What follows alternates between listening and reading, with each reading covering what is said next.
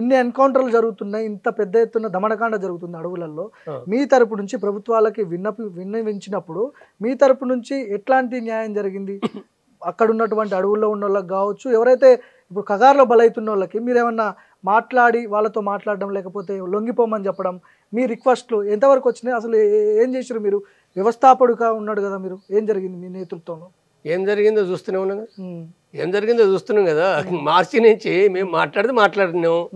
మేము ఒక్కరం కాదు, అనేక మంది సమాజంలో కూడా చాలా మంది మాట్లాడారు. శాంతి కమిటీ వాళ్ళు మాట్లాడారు, ఇతర ప్రజాస్వామికవాదులు మాట్లాడారు, వివిధ కమ్యూనిస్ట్ పార్టీలు, ఎంఎల్ పార్టీలు కూడా మాట్లాడారు. చెవిటోని ముందర శంకు ఊదినట్లయింది, కేంద్ర ప్రభుత్వం పెడ చెవున పెట్టింది. దాని బలం ఉన్నది, ఏం చేస్తాం? దాని బలమే కదా. ఆ బలం ముందట వీళ్ళ బలం ఎంత? చెప్పడం మా డ్యూటీ. చెప్పిన పదే చెప్పిన మీరు చర్చలు చేయండి, చంపకండి, మీకే మంచిది కాదు, మీ ప్రభుత్వానికి వ్యతిరేకత పెరుగుతుంది అని చెప్పినాం. ఆయన చంపినరు. ఇది రాజ్యాంగ పద్ధతి కాదు, ప్రజాస్వామ్యం కాదని చెప్పినాం, చంపినరు, ఇది చేసిర్రు. కాబట్టి ఇది ఇప్పుడు ఏం చేస్తాం? ఇప్పుడు ఏం చేస్తాం? ఇప్పుడు నేను అంటున్నా, వాళ్ళ చేతులు, వాళ్ళ ఇష్టం.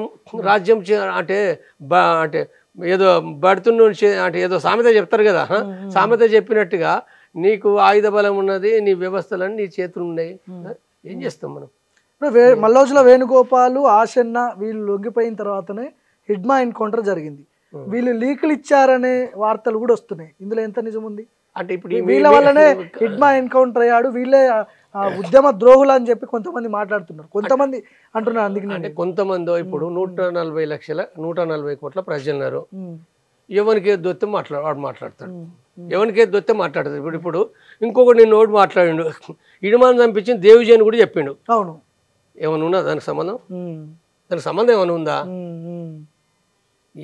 ఏంటిది అసలు? దేవిజీ చంపించడానికి ఆధారం ఉందా? మీడియాలో కూడా వాడేవాడు అంటే ఆడు అన్నదే వాడాడు.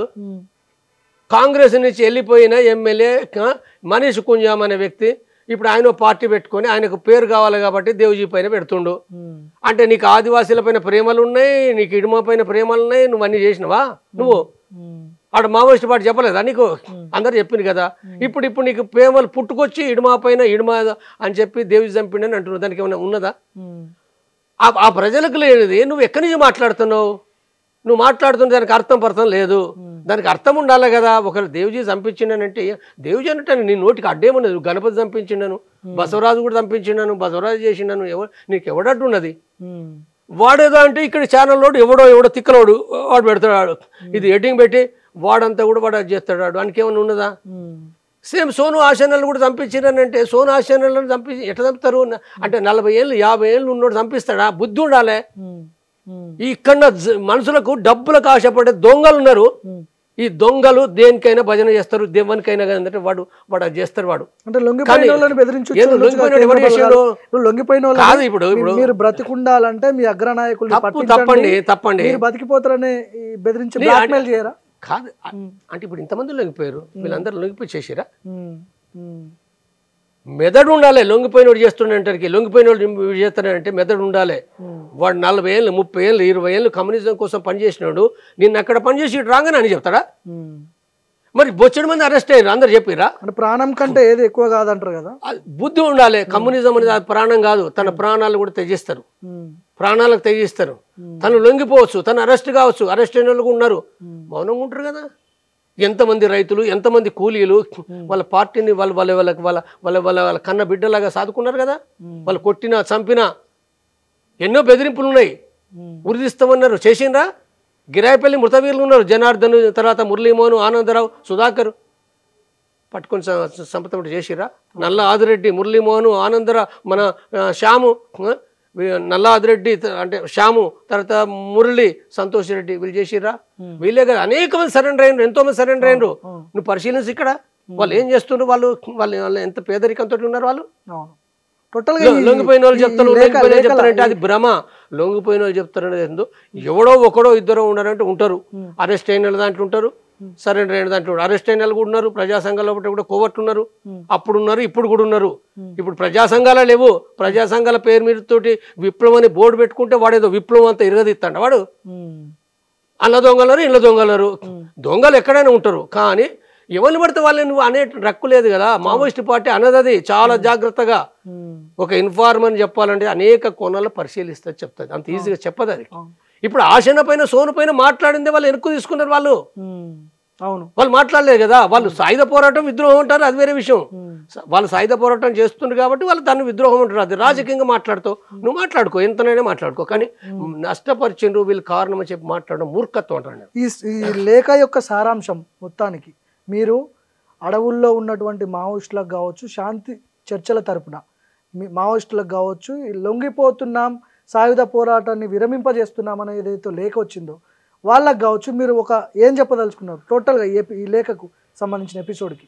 ఈ లేఖకు సంబంధించింది ఇప్పుడు వాళ్ళు ఆల్రెడీ వాళ్ళ రాష్ట్ర కమిటీ ఇచ్చింది, వాళ్ళు టైం పెట్టారు, తర్వాత కొంత ప్రచారం జరగాలి, ప్రచారం జరగాలనే వాళ్ళు చెప్తున్నారు. ప్రచారం జరగడం ద్వారా వాళ్ళ పార్టీ అంతా కూడా ఒకటి అయిపోయి, బహుశా ఫిబ్రవరి కాదు ముందు కూడా కావచ్చు, జనవరి లోపల కూడా, అంటే ఇవి కూడా జరగవచ్చు, లేదా డిసెంబర్ కూడా. వాళ్ళు ఎంత త్వరగా వాళ్ళు ఒకటై వస్తుందంటే వాళ్ళకి ఎక్కువ సమయం అవసరమే ఉండదు అది. కాబట్టి ఇది ఒకటి పెట్టింది ఏదో అది తప్పనిసరిగా ప్రభుత్వాలు ఇది న్యాయబద్ధంగా అర్థం చేసుకొని దీనికి ఎలాంటి కూడా వాళ్ళపైన కూడా ఎన్కౌంటర్లు అలాంటివి ఏమి చేయకుండా ఉండడం అది అవసరం. అది తర్వాత ఇక్కడే కాదు, నేను ఈ రాష్ట్రానికి కాదు, ఇది చాలా ప్రాముఖ్యతమైన విశేషం కలిగిన ఒక విషయం ఇది.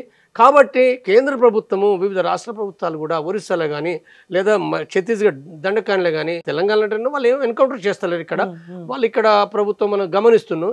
కాబట్టి ఇంకెక్కడైనప్పటికి కూడా కేంద్ర ప్రభుత్వం ఇతర ప్రభుత్వాలు సంయమనం పాటించండి.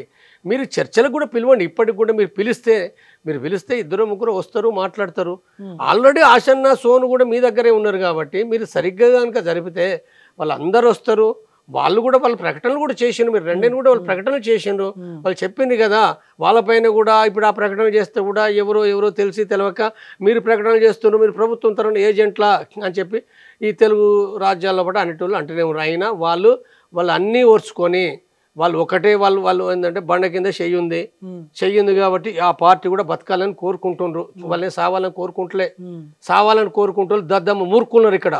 కానీ వాళ్ళు బతకాలనే కోరుకుంటుండ్రు ఆ పార్టీ శ్రేణులు. ఎందుకంటే 40 ఏళ్ళు కలిసి పని చేసిండ్రు, పుత్తగా పోదది. బంధువులు అయితేనే ఒకరు చచ్చిపోతేనే ఏడుస్తాం, బాధపడతాం. కనీసం ఒక్కసారి కలితే 2 సార్లు అంటే 40 ఏళ్ళు వాళ్ళు కలిసి ఉండ్రి, కష్ట సుఖాలు కలిసి వాళ్ళు సావాలని కోరుకుంటారు ఎవడన్నా. కాబట్టి వాళ్ళు ఏదైతుందో వాళ్ళు దానికోసం వాళ్ళు ప్రయత్నాలు చేస్తున్నారు వాళ్ళు.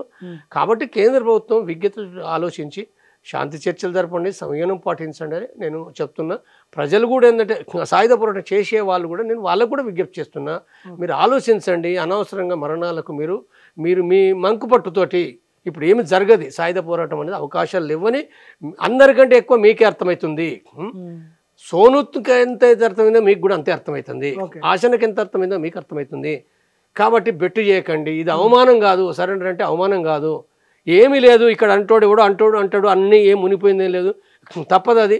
మీరు వచ్చి ఇక్కడ మీరు సరెండర్ అయిన తర్వాత సాయుధ పోరాటం విరమణ చేసిన తర్వాత మీరు బతుకుంటే ఏంటంటే మీరు ప్రజలు పనిచేస్తారు కదా, మీ దాన్ని ఎవరు తీసేయగలుగుతారు అది. కాబట్టి అనవసరంగా మీరు వేరే రకంగా ఆలోచించొద్దని వాళ్ళకు కూడా నేను విజ్ఞప్తి చేస్తాను. రైట్. సో ఇది మాజీ మావోయిస్టు జంపన్న గారు. ఆయన కూడా శాంతి చర్చల కమిటీ వ్యవస్థాపకుడిగా ఉన్నాడు. గతంలో నుంచి కూడా ఆయన చెప్తున్నాడు, ఇప్పుడున్న పరిస్థితుల ప్రకారం అడవుల్లో ఉండి సాయుధ పోరాటం ఏదైతే విప్లవం అనే పోరాటం చేస్తున్నారో ఇప్పుడున్న పరిస్థితుల్లో అది సాధ్యం కాదు. అత్యాధునిక ఆయుధాలు వచ్చినాయి, కేంద్ర ప్రభుత్వం ఆపరేషన్ అనే కగారిని తీసుకొచ్చింది, మొత్తం జల్లడబడుతున్నది, బతికి జనజీవన స్రవంతిలోకి వచ్చి మీరు ఇక్కడ పోరాటాలు చేయండి అని చెప్పి శాంతి చర్చల కమిటీ వ్యవస్థాపకుడిగా ఆయన అభ్యర్థించాడు గతంలో నుంచి కూడా. ఇప్పుడు కూడా అదే చెప్తున్నాడు.